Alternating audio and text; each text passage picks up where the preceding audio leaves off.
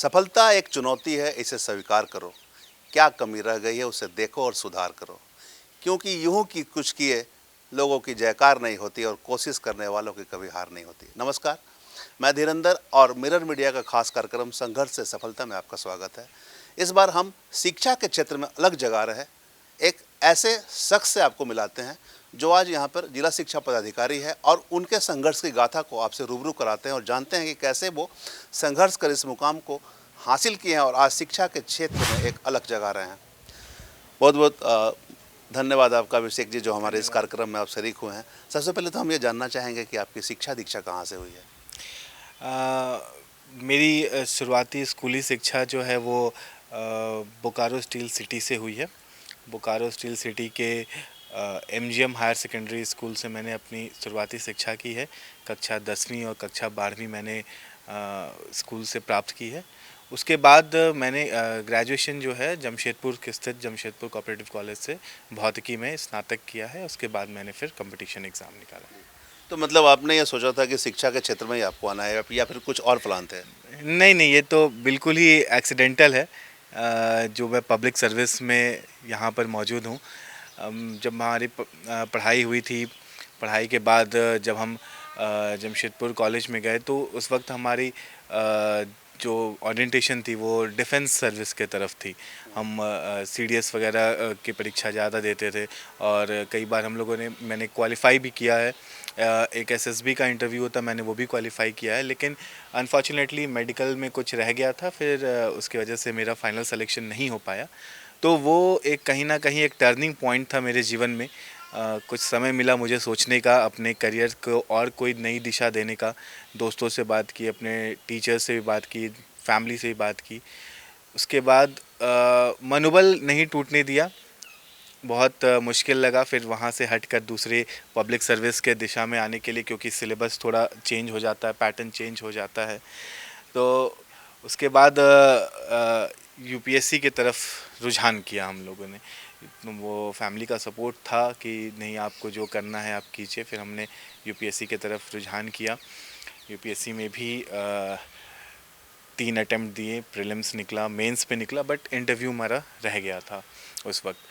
उसके बाद JPSC निकला तो हमने सोचा JPSC चलिए, वो ये भी एक सिविल सर्विस के तौर पे ही है। सिलेबस थोड़ा सा डिफरेंट है बट मोर और लेस सही है, सेम है। एक बार JPSC भी ट्राई करते हैं। तो ये मौका था, JPSC हमने पहली बार ट्राई किया और उसके बाद JPSC क्रैक हुआ। तो मतलब फर्स्ट बार में JPSC आपने निकाल हाँ लिया? हाँ हाँ, ये मेरा पहला ही अटेम्प्ट था, JPSC हो गया इसमें भी। लेकिन मेरा चॉइस पहले तो प्रशासनिक सेवा का था, फिर पुलिस सेवा था। JPSC में 70वां रैंक हासिल हुआ था मुझे जनरल कैटेगरी में। तो उसके बाद तीसरा प्रेफरेंस मेरा शिक्षा सेवा था और उस वजह से मुझे शिक्षा सेवा अलॉट हुआ। लेकिन वो पहला दिन था जब शिक्षा सेवा अलॉट हुआ था। पहला दिन मुझे याद है कि नियुक्ति पत्र समारोह हुआ था खेलगांव में। उसके बाद MDI बिल्डिंग में ज्वाइनिंग हुआ था। तो मैं शिक्षा के बारे में बहुत कुछ मालूम नहीं था, शिक्षा सेवा अमूमन क्या होता है। हम जब प्रिपरेशन में रहते हैं तो अभ्यर्थी प्रशासनिक सेवा और पुलिस सेवा पे ज़्यादा ध्यान देते हैं और जो दिखता है हमें समाज में, बट शिक्षा सेवा के बारे में बहुत जानकारी नहीं थी। बट मैं आज ये कहना चाहता हूँ कि मैं आज बहुत खुश हूँ और वह एक पहला दिन था और आज ये एक दिन है जो मैं शिक्षा सेवा से जुड़ा हुआ हूँ। और मुझे एक भी दिन ऐसा नहीं लगा है कि ये सेवा जो है मेरे पसंद का नहीं है या फिर ये सेवा में क्या करना है। बहुत अपॉर्चुनिटी है। आप दिन पर देखते भी रहे होंगे कि इतना वास्ट है ये सेवा, इतनी कुछ करने को है, इतना कुछ किया जा सकता है जो समाज से डायरेक्टली जुड़ा हुआ है। तो बस यही एक जर्नी रही है जो एक्सीडेंटली आप कह सकते हैं कि शिक्षा सेवा में मैं आज यहाँ पे लैंड किया हूँ। ये हम समझना चाहेंगे, जैसा आप बता रहे थे कि UPSC के लिए आप प्लान कर रहे थे, 3 बार अटेम्प्ट लिए थे, नहीं हो पाया, लेकिन आपने हार नहीं मानी। हाँ, हार नहीं मानी है इसमें। और कुछ हमारे फैमिली के कंडीशंस भी ऐसे थे। पिताजी का साथ बीच में छूट गया हमारा। तो घर पे बस हमारी माता जी थी और मेरी बहन थी, हम लोग 3 लोग थे। तो कुछ वो भी कंडीशन था कि हम बहुत दूर नहीं रह सकते, प्रिपरेशन नहीं कर सकते, घर वालों का भी ध्यान रखना है। इस वजह से ही हमने फिर जाके झारखंड में ही कोशिश की करने की। तो यही सब चीज़ें, ऐसा सिचुएशन था, इस वजह से हम लोग आज। अच्छा, हम ये समझना चाहेंगे जैसे आज के दौर में कई तरह की सुविधाएं हैं, लोग ऑनलाइन पढ़ाई भी कर रहे हैं, कोचिंग है, ट्यूशन है, सेल्फ स्टडी भी कर रहे हैं, तो क्या होना चाहिए युवाओं को? क्या मतलब अटेम्प्ट लेते हुए अगर नहीं मिलती है सफलता तो बार बार प्रयास करना चाहिए, हार नहीं मानना चाहिए, क्या कुछ होना चाहिए? देखिए, मैं आज के युवाओं को और आज के अभ्यर्थी को ये कहना चाहता हूँ कि आप एक क्लियर पहले एक अपना गोल निर्धारित करते हैं तो गोल के साथ टाइमलाइन भी ज़रूर निर्धारित कीजिए कि मैं इतना वक्त इस प्रिपरेशन को दूंगा, मैं इस एग्ज़ाम के पीछे इतना ही वक्त दूंगा, क्योंकि लाइफ में बहुत सारी चीज़ें हैं जो इम्पोर्टेंट है। सिर्फ एक एग्ज़ाम क्रैक करना ही इम्पोर्टेंट नहीं है। एक आपकी ज़िंदगी में हर चीज़ों का योगदान होता है। आपकी फैमिली की लाइफ मैटर करती है, आपकी पर्सनल लाइफ मैटर करती है, और साथ में जब आप तैयारी करते हो तो एक प्लान बी ज़रूर रखें। अगर आप किसी भी कारण, नो डाउट हर अभ्यर्थी अपना 100% देने की कोशिश करता है, लेकिन क्योंकि ये कॉम्पिटिटिव एग्ज़ाम है, इसको कंपटीशन इसलिए ही कहा जाता है कि आपके इस रेस में कोई ना कोई फर्स्ट आएगा, कोई ना कोई सेकंड आएगा, और उसमें आप 100% देने के बावजूद भी कुछ ऐसे 5-10% चीज़ें ऐसी होती है जो हमारे हाथ में नहीं होती है। उसके लिए मैं अभ्यर्थी को ये ज़रूर सजेस्ट करता हूँ कि आप प्लान बी अपने हाथ में ज़रूर रखें। आप मुझे देखिए, मैंने आपको बताया कि मैंने डिफेंस से शुरू किया, यूपीएससी से नहीं निकाला, तो जेपीएससी था, और जेपीएससी भी नहीं रहता तो और भी सारी चीज़ें एसएससी है। लेकिन ज़िंदगी वहाँ ख़त्म नहीं होती, किसी एक एग्ज़ाम पे ख़त्म नहीं होती है। आप किसी भी माध्यम से प्रिपेयर करें, ऑफलाइन प्रिपेयर करें, ऑनलाइन प्रिपेयर करें, खुद से प्रिपेयर करें, बट एक निश्चित समय रखें कि मैं 2 साल, 3 साल, 4 साल इस पे दूंगा, और मैं जो है इस गोल के साथ चलूँगा, और मेरे साथ अगर फेल भी हो गया तो मेरे पास दूसरा प्लान है जो मेरा उसमें कुछ ना कुछ बढ़िया हो जाएगा। अच्छा, मतलब आप क्या सेल्फ स्टडी में ज़्यादा बिलीव करते हैं या फिर लोगों को ट्यूशन भी करना चाहिए या ऑनलाइन पढ़ाई भी होनी चाहिए? नहीं, किसी भी कंपटीशन के लिए और ख़ास करके पब्लिक सर्विस कंपटीशन के लिए सेल्फ स्टडी 100% ज़रूरी है, क्योंकि एग्ज़ाम के दिन क्वेश्चंस आपको खुद लिखने हैं, मेंस में क्वेश्चन आपको खुद लिखने हैं, खुद वहाँ पे क्वेश्चन समझने हैं, सॉल्व करने हैं। तो पैटर्न आपको कोई समझा सकता है, सिलेबस कवर करने में कोई आपको मदद कर सकता है, चाहे वो कोचिंग हो, चाहे वो ऑनलाइन माध्यम हो, चाहे और कोई दोस्त हो, सेल्फ पीयर स्टडी हो, कुछ भी हो। लेकिन जब तक आप खुद से क्वेश्चंस को प्रैक्टिस नहीं करेंगे, खुद से बैठकर उतना समय नहीं देंगे, तो एग्ज़ाम के दिन में आपको कठिनाई हो सकती है। तो self study is the best study. Otherwise अगर सिलेबस को पूरा करना, अगर आप ह्यूमैनिटीज़ के बैकग्राउंड के नहीं हैं, अगर आपने इंजीनियरिंग किया है या आप जैसे मेरे से साइंस पढ़ा है आपने, जिसका सिलेबस डायरेक्ट सिविल सर्विस से नहीं जुड़ा होता है, उस वक्त ज़रूरत पड़ती है कि एक स्पेशलिस्ट कोचिंग की या स्पेशलिस्ट लिस्ट ऑफ बुक कोई मिल जाए, कोई ऐसा सीनियर मिल जाए जो आपको पढ़ा दे। चाहे वो कोचिंग हो सकता है, कोई सीनियर हो सकता है, या कोई फैमिली मेम्बर हो सकता है जो आपको चीज़ों को पढ़ा दे, तो आप आसानी से कवर कर सकते हैं। नहीं, मतलब कई तरह की किताबें उपलब्ध हैं यहाँ पर, अलग अलग पब्लिशर्स हैं यहाँ पर, तो आमतौर पर कौन सी पब्लिशर की बुक होनी चाहिए, फिर एनसीईआरटी की बुक होनी चाहिए? हाँ, ये बहुत ही अच्छा सवाल किया आपने। जब हमने भी प्रिपरेशन शुरू किया था तो ये सवाल हम सबके मन में रहता है, और मैं धन्यवाद देता हूँ कि आज आपने ये सवाल पूछा है। तो मैं चाहूँगा अपने दर्शकों को और अभ्यर्थियों को भी क्लियर करने, पब्लिक सर्विस एक माइंडसेट के साथ क्वेश्चन पूछता है जो आपके समाज में चलता है, जो आपका सिलेबस कहता है उसके बारे में। एनसीईआरटी से बेहतर कोई पुस्तक नहीं होती है। अगर हमने स्कूल के समय में ही एनसीईआरटी पे सही से ध्यान दिया है तो कमीशन की तैयारी के दौरान आपको बस उसको और शार्प करना होता है, तो एनसीईआरटी हमेशा बेस रहेगा। बट क्योंकि ये कॉम्पिटिटिव एग्ज़ाम है और हर एक मार्क्स का महत्व है, तो लोग को ज़रूर कोशिश करना चाहिए कि अगर मेरा एनसीईआरटी कवर हो गया है कक्षा 6 से लेकर 12 तक, मैं फिर से दोहराऊंगा, कक्षा 6 से लेकर 12 तक की एनसीईआरटी, हिस्ट्री की, सिविक्स की, और आपकी ज्योग्राफी की, साइंस की भी, ये सारी जो किताबें अगर आपने कवर कर ली हैं, उसके बाद आप एक्स्ट्रा मार्क्स के लिए, अपने आंसर को खूबसूरत बनाने के लिए और प्रीलिम्स में 2-4 पॉइंट्स और लाने के लिए आप किताबें पढ़ सकते हैं। लेकिन वो भी लोगों को थोड़े एक पिंच ऑफ सॉल्ट के साथ लेनी चाहिए। बहुत सारे किताबें बाज़ार में मौजूद हैं, बट अगर आप बोलें तो मैं 2-4 किताबें दर्शकों को बता दूंगा, एक लिस्ट भी दे दूंगा। 12 के बाद मतलब जैसे 6 to 12 आपने बताया कि एनसीईआरटी की बुक होनी चाहिए, 12 के बाद किस प्रकार की, कौन सा पब्लिशर की बुक होनी चाहिए? जैसे देखिए उसमें आप अगर पॉलिटी पढ़ना चाहते हैं तो उसमें जो सबसे ज़्यादा पॉपुलर बुक है वो है एम लक्ष्मीकांत की बुक। एम लक्ष्मीकांत की बुक को आप पढ़ेंगे तो वो बहुत ही सरल तरीके से उस पर दिया गया है, टॉपिक्स पॉइंट वाइज दी गई है। और जो संविधान हमारा मोस्ट इम्पॉर्टेंट पार्ट हो जाता है संविधान, चाहे वो मेंस का हो या प्रीलिम्स का हो, आपके किसी भी आंसर को खूबसूरत बनाने में वो काम देता है। एम लक्ष्मीकांत की बुक किसी भी अभ्यर्थी को पढ़नी चाहिए। अगर आप इकोनॉमिक्स की बात करें तो इकोनॉमिक्स में बहुत सारे पब्लिशर्स हैं। मेरा तो मैंने एक ऑनलाइन क्लासेस किया था, एक मृणाल एकेडमी है, उसकी वीडियोस बहुत अच्छी होती है। उसके बावजूद भी एक रमेश सिंह की इंडियन इकोनॉमी की बुक आती है, इंडियन इकोनॉमी की बुक आप रमेश सिंह का वो उनको आपको रेफ़र करना चाहिए। आप हिस्ट्री की पूछे तो हिस्ट्री थोड़ा सा वास्ट हो जाता है, क्योंकि उसमें आपको एंशियंट हिस्ट्री पढ़नी होती है, उसमें आपको मेडिएवल हिस्ट्री पढ़नी होती है, और उसमें आपको ये मॉडर्न हिस्ट्री भी पढ़नी होती है। और उसके बाद एक छोटा सा पार्ट होता है इंडिपेंडेंस के बाद की इंडिया की हिस्ट्री। इन सब में अलग अलग ऑथर्स की किताब बहुत फेमस है। बिपिन चंद्रा की किताब बहुत फेमस है, इसको आपको पढ़ना चाहिए। उसके बाद एनसीईआरटी की जो किताबें हैं वो काफ़ी इसमें साथ देती है। एक चीज़ और चूँकि देखने सुनने को मिलता है, लोग कहते आए हैं पहले से ही कि अगर पढ़ाई के समय गुरु की मार नहीं मिली, माँ बाप के मार नहीं मिली तो क्या ही हुआ। आपके साथ ऐसा वाक़या हुआ? ये बचपन के वाक़या है, स्कूल समय में तो ऐसा सबको ही होता है। और तो हमारे भारतीय सोसाइटी का ये आशीर्वाद ही कह लीजिए, स्कूल के समय में होता है। लेकिन मैं जिस स्कूल में था हमारे टीचर्स भी इस तरीके के प्यूनिटिव पनिशमेंट में विश्वास नहीं करते थे।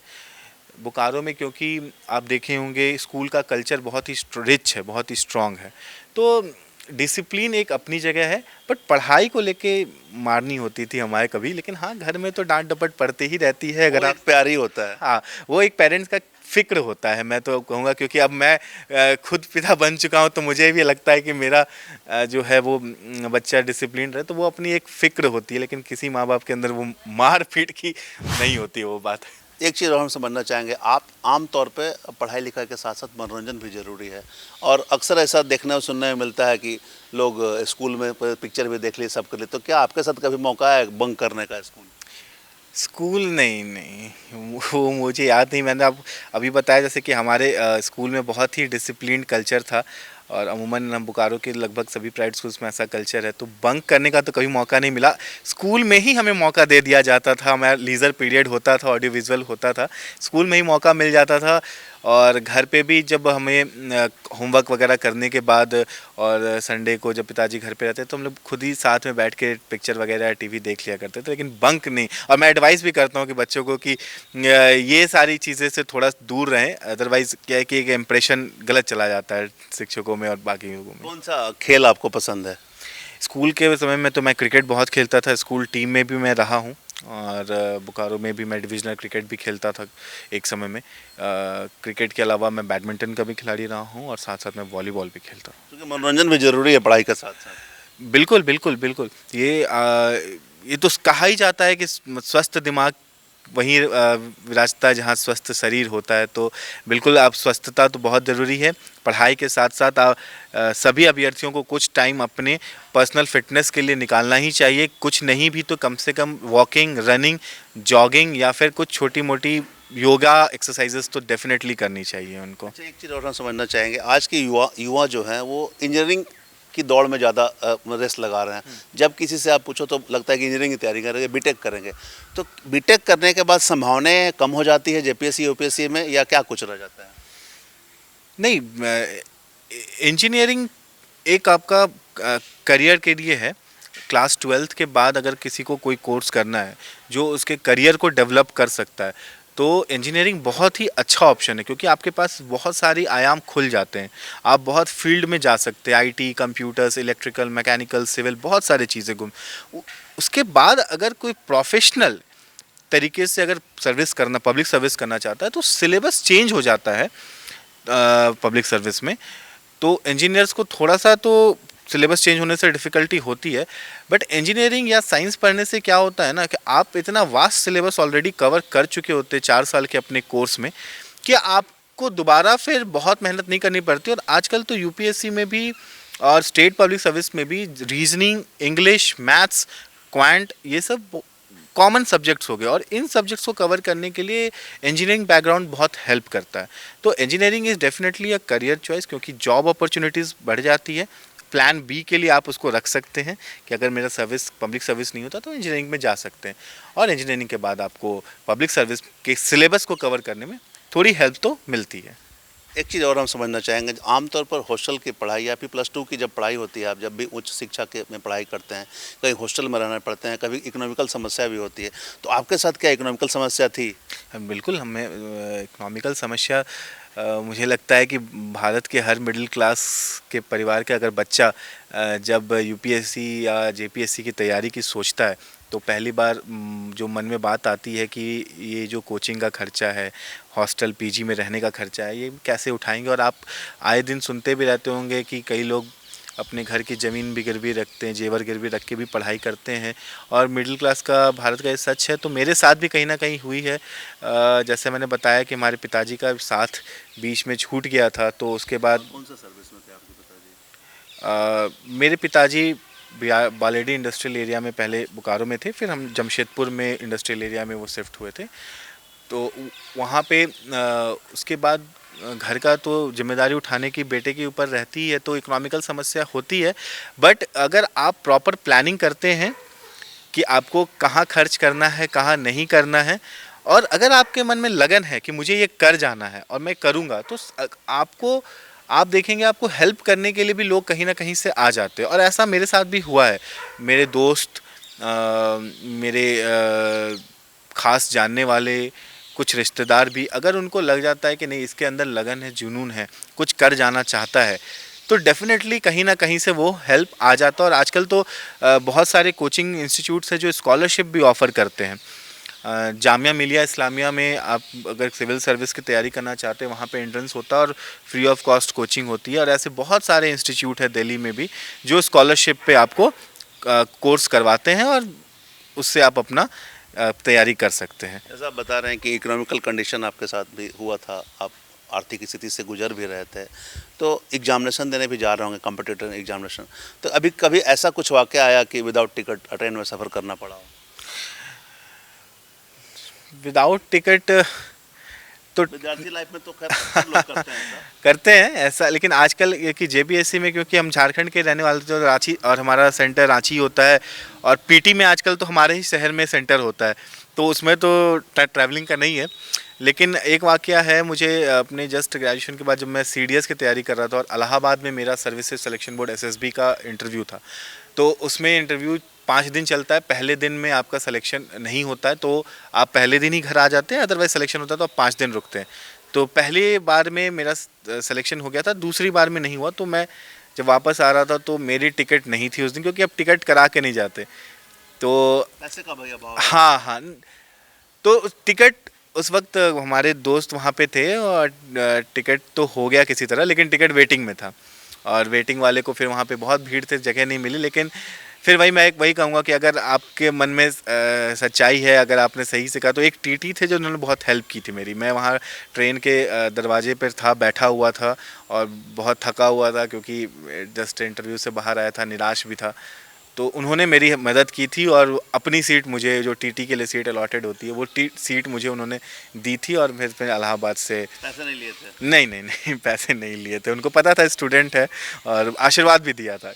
अक्सर एक वाक़या होता है स्टूडेंट लाइफ में कि पैसे का अभाव कहिए या फिर संसाधनों की कमी, लोगों को स्टेशन पर ही रात गुजारने पड़ते हैं, चूँकि एग्ज़ाम भी देना। ऐसा वाक़या आपके साथ ऐसा भी हुआ है। वही सेम एग्ज़ाम, जो मैं आपको जिसकी बात बता रहा हूँ, ट्रेन अगले दिन सुबह की थी, तो पूरी रात मैं प्लेटफॉर्म पे ही सोया था। इसलिए उस टीटी ने मुझे देखा भी था रात में प्लेटफॉर्म पे सोते हुए। तो अगले दिन जब मैं सुबह जब ट्रेन पर चढ़ा, तो फिर उन्होंने पहचान लिया, और फिर उन्होंने फिर सीट दिया, फिर पूछा, पूरी बातें पूछी। होता है ये सारे, एक this is part of struggle. और मुझे लगता है कि कहीं ना कहीं ये कहीं आपके पर्सनालिटी में एक निखार भी लाता है। आपको जो हार्श ट्रुथ ऑफ लाइफ है, जो सोसाइटी में हार्श ट्रुथ आप जिसको कहते हैं, कि आप जब पढ़ाई करते रहते हैं तो आप बंद कमरे में 8 घंटे 10 घंटे पढ़ रहे हैं, तो समाज से अनभिज्ञ रहते हैं। लेकिन जब आप एग्ज़ाम देने या किसी चीज़ में पहुंचते हैं, और इस तरह की वाक़या आपके साथ होती है, तो आपको पता चलता है कि समाज में ऐसी भी चीज़ें होती है, और ये आपको और संवेदनशील बनाता है समाज की ओर। आपको फिर आप जब दूसरे किसी को देखेंगे तो आप भी उसको मदद करने के और ये होंगे, प्रोत्साहित होंगे कि नहीं मेरे साथ भी ऐसा होता, किसी अनजाने ने की थी। तो ये कहीं ना कहीं आपके व्यक्तित्व में भी विकास लाता है। एक चीज़ और हम समझना चाहेंगे, जनरली बड़े बुजुर्गों ने कहा है कि एक सफल आदमी तभी होता है जब उसकी लाइफ में महिला आती है। तो क्या आपकी मतलब जॉब लगी थी उसके बाद आपकी शादी हुई या शादी से पहले जॉब लगी? नहीं, जॉब लगने के बाद ही शादी हुई थी। जब फाइनल सिलेक्शन हो गया था, और उसके बाद फिर मेरे वाइफ के जो फादर हैं वो आए थे हमारे घर, कहीं हमारा बीच से ही कहीं से रिश्ते की बात लेकर। तो उस वक्त भी लेकिन मेरा प्रयास था कि मैंने कह दिया था कि नहीं, मुझे यूपीएससी के लिए और अटेम्प्ट लेना है, और मैं लेने के बाद ही करूँगा फिर जो भी।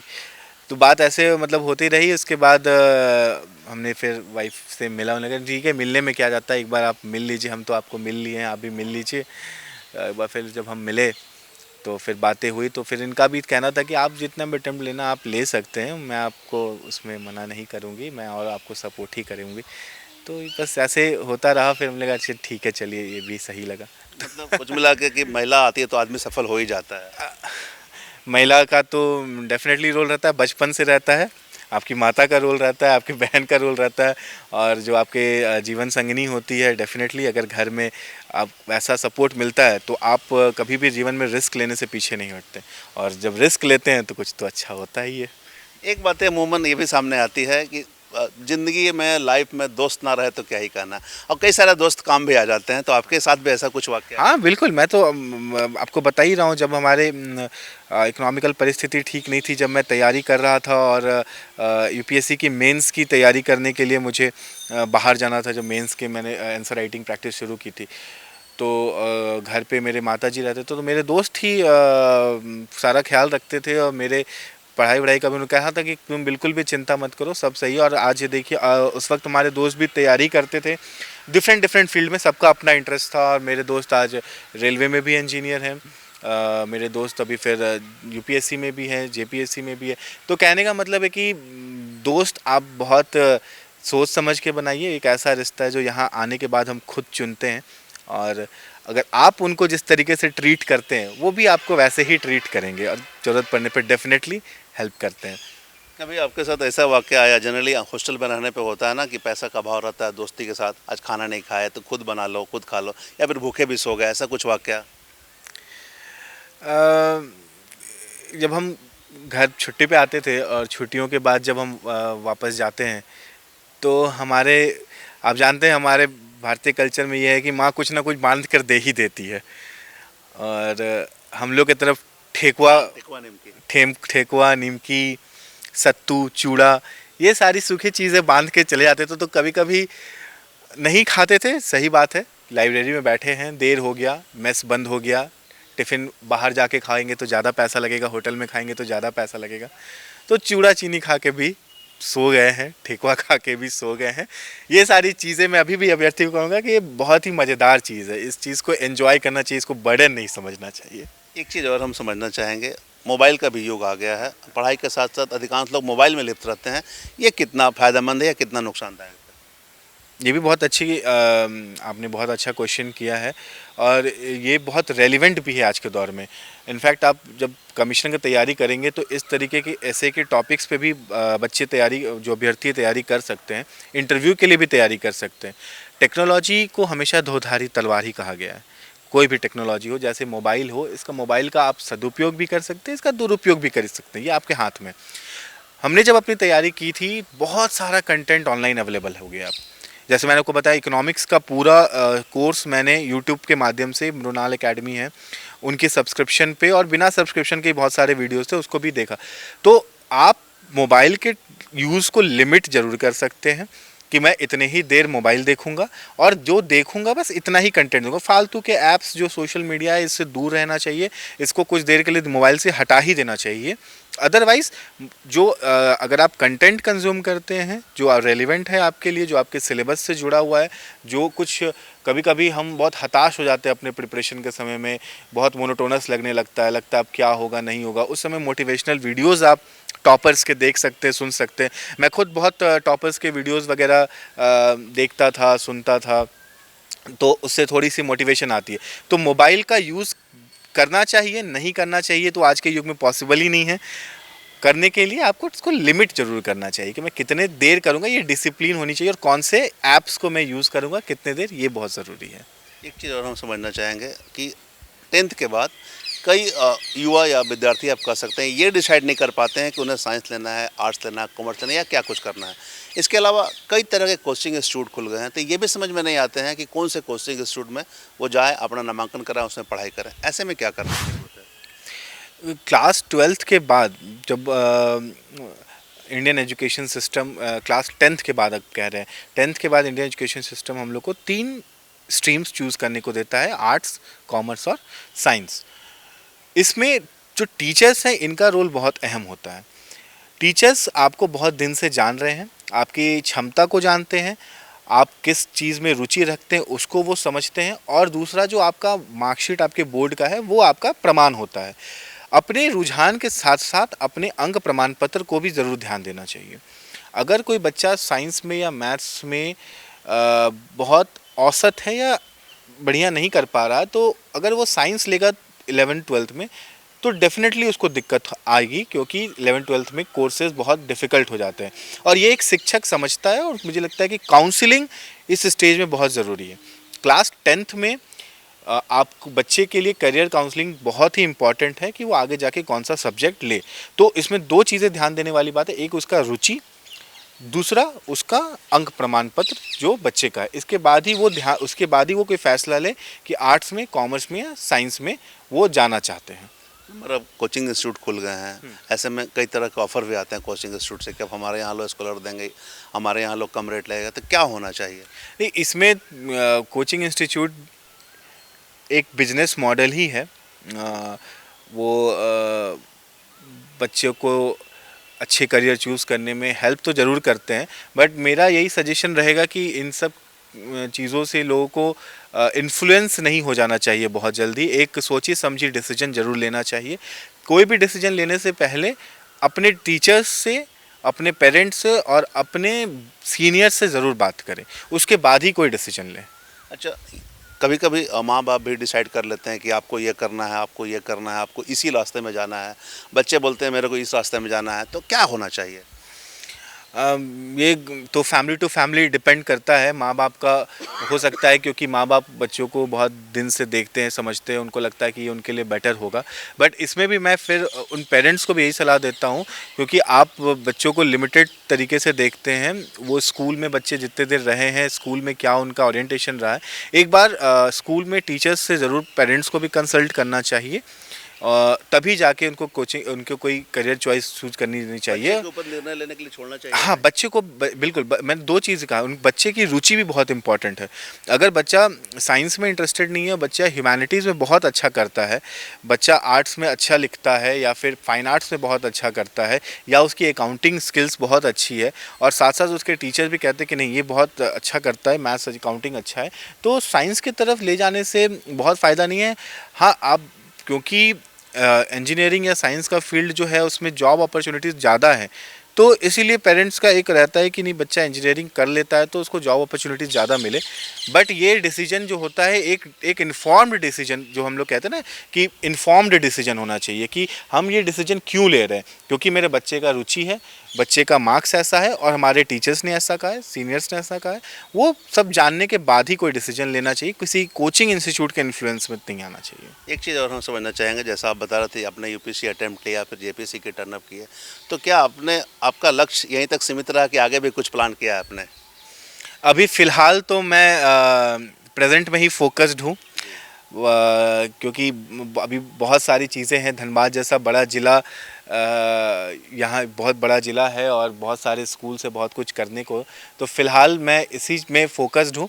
बट आगे का जो है वो देखते हैं, अब आगे क्या होता है। कुछ ऐसा प्लान आपने किया होगा कि अब इस क्षेत्र में आपको बेहतर करना है, ताकि लोग याद रखें कि अभिषेक झा यहाँ जिला शिक्षा पदाधिकारी थे, उन्होंने इस काम को बेहतर किया?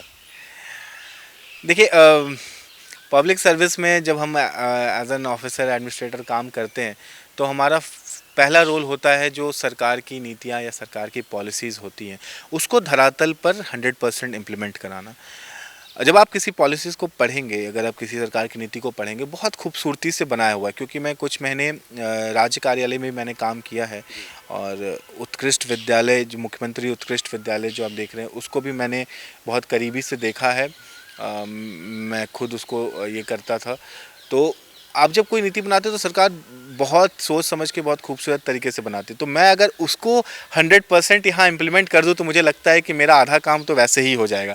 हाँ, साथ ही साथ निरीक्षण, प्रशिक्षण और शिक्षकों में पढ़ाई के और शिक्षा के प्रति छात्रों के प्रति जो एक लगाव है और उनका जो एक दायित्व है उसको पुनर्जीवित करना, हाँ ये मेरा लक्ष्य है, ये मैं धनबाद में ज़रूर करना चाहूँगा।